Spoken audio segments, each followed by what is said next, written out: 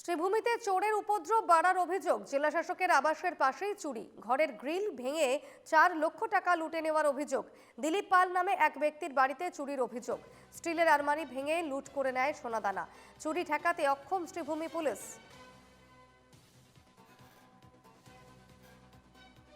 চুরির এই ঘটনা নিয়ে আমাদের প্রতিনিধি মিষ্টু দত্তের এক প্রতিবেদন দেখুন। দেখো, শ্রীভূমি শহরে পুলিশ প্রশাসনের নির্লিপ্ততার সুযোগ গ্রহণ করে চোরের দল প্রতি রাতেই এক প্রকার সাফাই অভিযান অব্যাহত রেখেছে। এবার হাই সিকিউরিটি জোন এলাকায় সংঘটিত হয়েছে দুঃসাহসিক চুরিকাণ্ডের ঘটনা। শ্রীভূমির জেলা আয়ুক্তের যে বাসভবন, সেই বাসভবনের পাশে থাকা এলাকায় চুরিকাণ্ডের ঘটনা সংঘটিত হয়েছে। দিলীপ কুমার পাল নামের এক ব্যক্তির ঘরে চুরিকাণ্ডের ঘটনা সংঘটিত হয়েছে। এই মুহূর্তে আমরা যদি মান্না দেখাই, তবে চোরের দল ঘরে কিভাবে প্রবেশ করেছিল সেই দৃশ্য এই মুহূর্তে আমরা তুলে ধরার চেষ্টা করছি। ঘরের যে জানালা রয়েছে, সেই জানালার গ্রিল ভেঙে মূলত চোরের দল ঘরে প্রবেশ করেছিল এবং প্রবেশ করে ভিতর থেকে এই যে রুম, এটা হচ্ছে ড্রয়িং রুম, এবং সেই ড্রয়িং রুমের যেসব দরজা ছিল সেই সব দরজা সম্পূর্ণরূপে বন্ধ করে চোরের দল ঘরের ভিতর এক প্রকার লুটপাট চালিয়েছিল।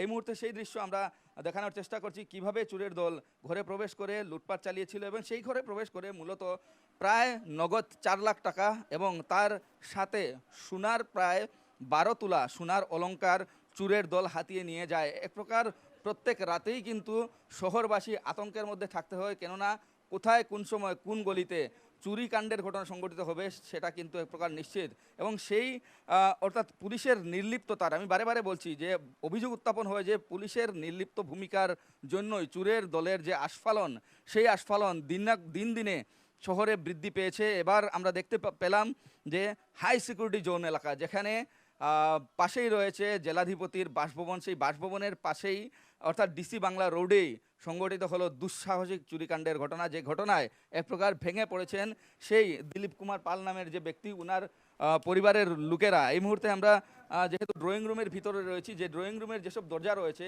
এইসব দরজা সম্পূর্ণরূপে ভিতর থেকে বন্ধ করে দেওয়া হয়েছিল।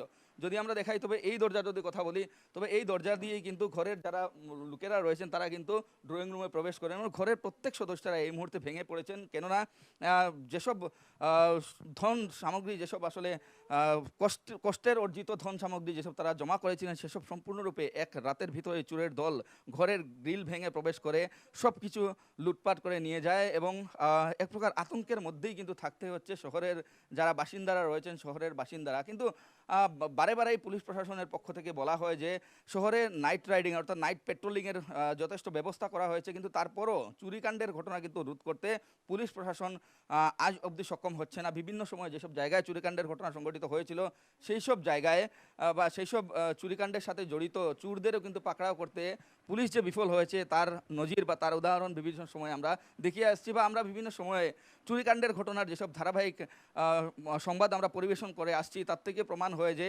কোথাও না কোথাও প্রশাসনের কোনো গাফিলতি রয়েছে, যার দরুন চুরের আস্ফালন দিন দিনে বৃদ্ধি পেয়েছে। আমরা দেখাচ্ছি এই মুহূর্তে সেই পরিবারের দুরবস্থার দৃশ্য। এখানে পরিবারের যিনি সদস্য, পরিবারের কর্তা, উনিও রয়েছেন। কি বলবেন, রাতের বেলা কি হয়েছিল? আসলে আপনারা নিশ্চয়ই তখন ঘুমিয়েছিলেন। আমরা ঘুমিয়েছিলাম, তো এটা আড়াইটা থেকে 3টার ঘটনা হবে। হ্যাঁ, আর 2:30 থেকে 3টা ঘটনা হবে। তো আমরা তো ঘুমও জানি না।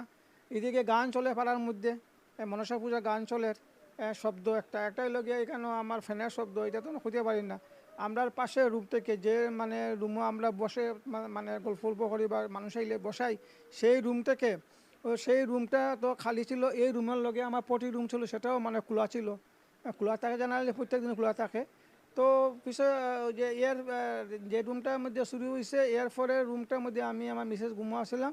সকালে উঠে দেখি যে আমরা দরজাটা খুলতাম, দেখি দরজা খুলে না দেখি আমরা পিছনের দরজাটা খুললাম। খোলার পরে দেখা যায় পিছনের জিনিসপত্র ফালাইলে মানে সোনা টোনার এইগুলা জিনিস মানে ফেলানো। তখন মানে ভাবলাম যে হয়তো জানলা, এর পরে সামনের দরজা, এবার সাইডের দরজা, যেটা আমরা যে রুমে ঘুমিয়েছিলাম সেই রুমের আগের যে রুমটা শুরু হয়েছে, এই রুমের দরজাটাও বন্ধ। দেখা গেছে যে এরপরে 1-2জন মানুষ আসার পরে তারা দেখছে যে পিছনে দিকে গিয়া খেয়াল করা দেখা যায় পিছনের জানলা গ্রিলে খুলিয়া তারা ঢুকিয়ে আবার এদিক থেকে সব কিছু লইয়া তারা আবার গেছে গিয়া। কিন্তু সামনের দরজা খোলা না, গ্রিল টিল সব কিছু মানে দরজার গ্রিল, জানলার গ্রিল মানে বাইরের দরজা গ্রিল সব তালামারা ঠিক আছে, কিন্তু ওই জানলা বাইরে ঢুকে ওই জানলা বাইরে লইয়া গেছে। আপনার মতে কি কি সামগ্রী আপনার ঘর থেকে চুরি হয়েছে? আমার মতে তো আমার সোনা নিছে, টাকা নিছে, এগুলা লিয়া গেছে। নগদ কত টাকা? নগর প্রায় 3.5-4 লাখ তো হইব, এটা তো মানে মোটামুটি জানি। আর সোনা প্রায় 8 থেকে 10-12 ভরি এরকম হইব। তাই আইডিয়া অনুমানিক। নিশ্চয়ই আমরা আবারও দেখাচ্ছি এই এই এই যেসব স্টিল আলমিরা রয়েছে সেসব আলমিরার ভিতরেই কিন্তু নগদ টাকা বা সোনাদানা ছিল। সেই সব আলমিরার তালা কিভাবে ভাঙা হয়েছিল সেটাও কিন্তু আমরা এই মুহূর্তে দেখানোর চেষ্টা করছি।